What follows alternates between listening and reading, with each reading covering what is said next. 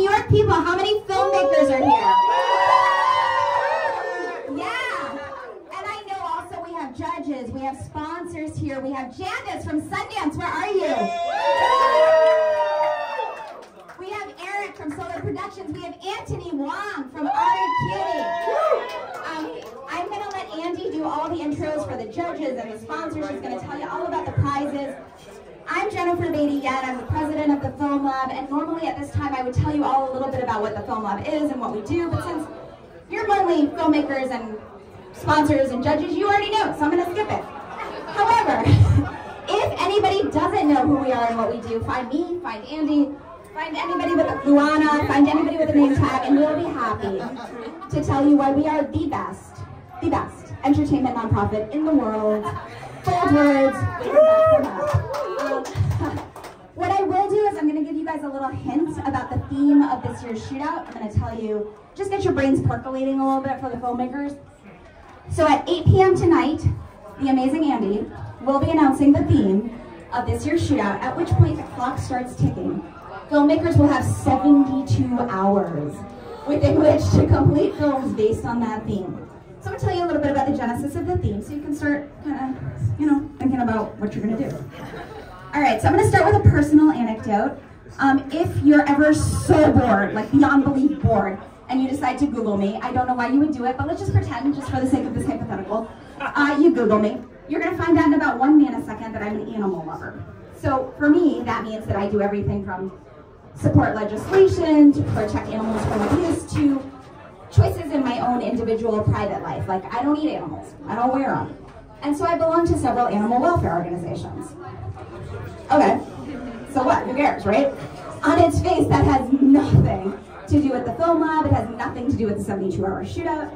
Film Lab and 72-hour shootout, we focus on racial and gender parity in entertainment media, on enhancing and promoting the representation of Asian Americans, women, people of color, LGBTQ, underrepresented groups to create equality in film and television.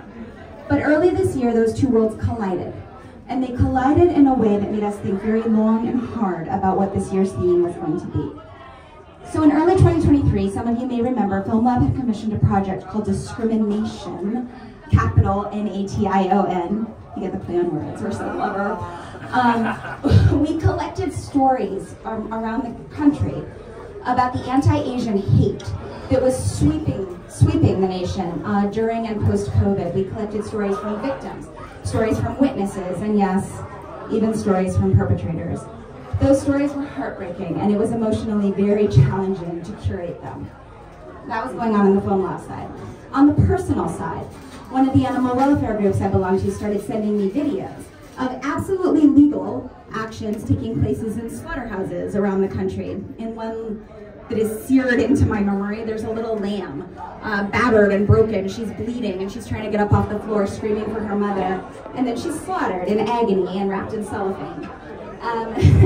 Those videos certainly raised my awareness about what is legal to do to animals in this country, but they also made me feel very helpless. There's nothing I can do to help that lamb in that video, and they gave me nightmares, honestly, for weeks. So that was the personal side. Then on the national side, and I'm sure everybody in this room remembers this, a promising young black man, by all accounts, very nice person, a talented photographer named Tyree Nichols, was brutally beaten by police officers. The police officers committed acts upon him that other police officers described as defying humanity.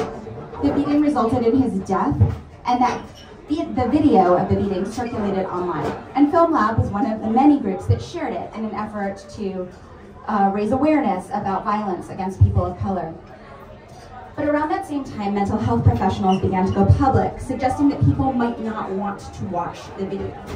And I have a quote from one of them. They said, hold on, let me find it. They said, "It is important to bear witness and to acknowledge what happened, but that doesn't mean an obligation to watch the video itself, because there are ways to lift the spirit, the name, and the incident without sharing the trauma."